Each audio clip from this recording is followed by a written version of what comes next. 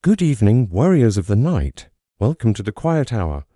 If you're new, this is where we learn to put down tomorrow's burdens. Subscribe and walk lighter with us. Tonight, I want to tell you about James Chen, a man who had more than enough but couldn't stop calculating what wasn't enough yet. And the moment that showed him he was destroying today for a tomorrow that might never come. James was 52, a tech entrepreneur in San Francisco who'd sold his company 3 years ago. The payout was substantial, $8.3 million after taxes. His financial advisor told him the truth.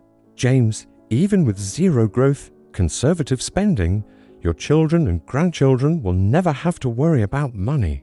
Most people would celebrate. James started having panic attacks late at night. He'd run calculations. His daughter Emma was 24. His son Michael was 21. If they each had two kids, and those kids each had two kids, by the fourth generation, there'd be 16. Great grandchildren. Would $8.3 million be enough for all of them? What about inflation? What about market crashes?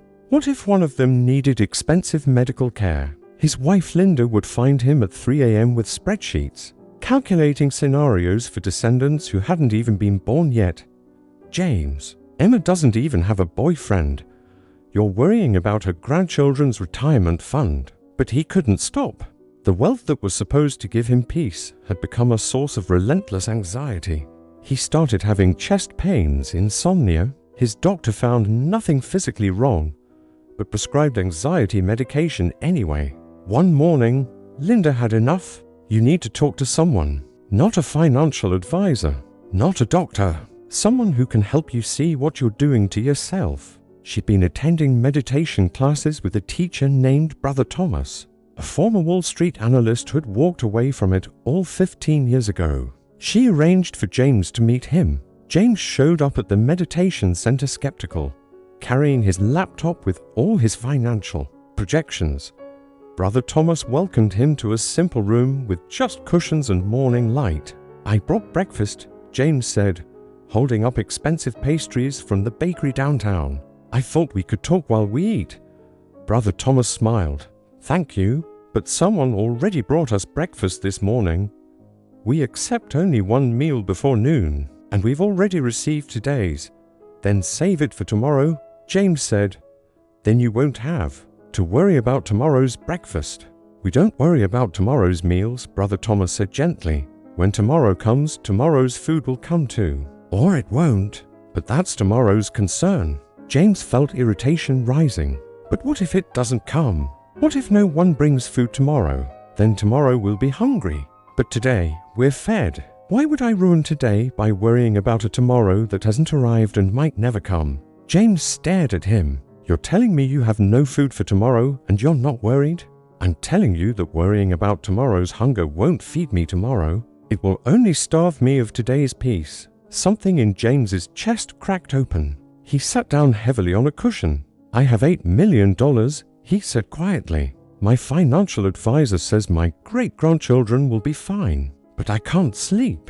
I've had 3 panic attacks this month. I am poisoning every moment with my family because I am calculating scenarios for people who don't exist yet."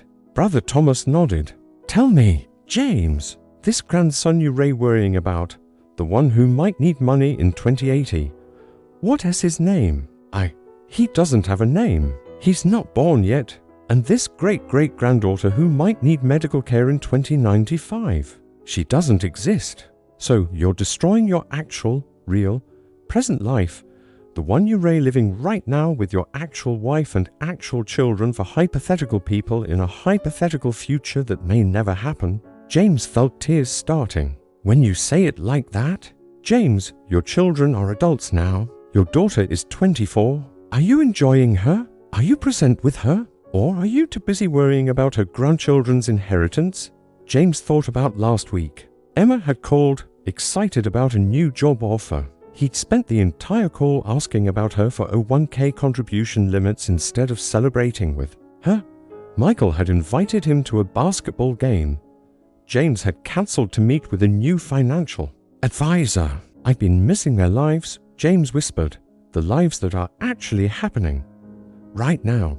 Brother Thomas smiled sadly. The sparrows outside my window don't know where their next meal comes from. But watch them. They sing anyway. They fly anyway. They live anyway.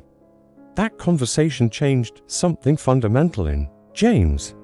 He closed his laptop with all the projections. He started a new practice. Every time he caught himself worrying about 2080, he'd ask himself what was happening right now in 2024 that he was missing. 6 months later, James was different. He still had financial plans, but he'd stopped letting hypothetical futures rob him of actual present. He took Emma to coffee and actually listened to her stories instead of lecturing about Roth IRAs. He went to Michael's games. He held Linda's hand during walks instead of checking stock prices on his phone. The money was still there. The future was still uncertain. But James finally understood.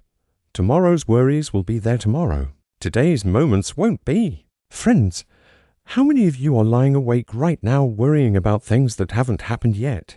How many present moments are you sacrificing to future fears? How many actual people in your actual life are you missing? Because you are busy preparing for hypothetical scenarios? Your tomorrow might be bright. It might be hard.